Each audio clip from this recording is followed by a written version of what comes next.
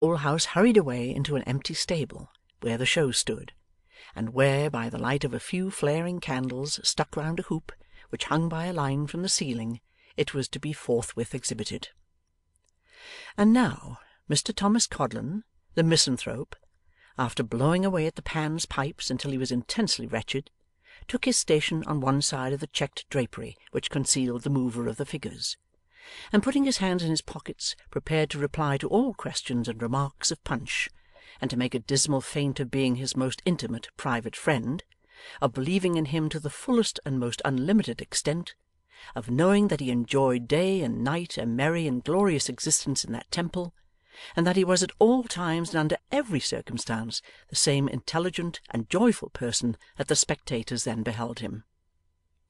All this Mr Codlin did with the air of a man who had made up his mind for the worst and was quite resigned, his eye slowly wandering about during the briskest repartee to observe the effect upon the audience, and particularly the impression made upon the landlord and landlady, which might be productive of very important results in connection with the supper. Upon this head, however, he had no cause for any anxiety, for the whole performance was applauded to the echo, and voluntary contributions were showered in with a liberality which testified yet more strongly to the general delight. Among the laughter, none was more loud and frequent than the old man's. Nell's was unheard, for she, poor child, with her head drooping on his shoulder, had fallen asleep, and slept too soundly to be roused by any of his efforts to awaken her to a participation in his glee. The supper was very good, but she was too tired to eat, and yet would not leave the old man until she had kissed him in his bed.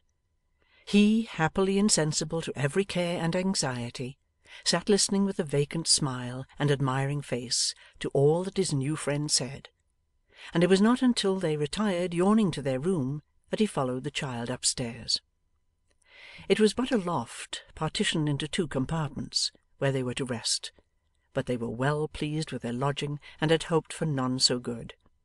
The old man was uneasy when he had lain down, and begged that Nell would come and sit at his bedside, as she had done for so many nights.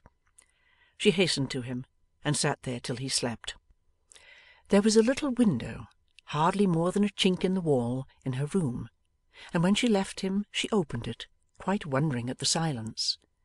The sight of the old church, and the graves about it in the moonlight, and the dark trees whispering among themselves, made her more thoughtful than before.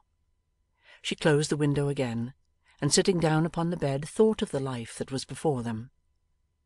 She had a little money, but it was very little, and when that was gone, they must begin to beg.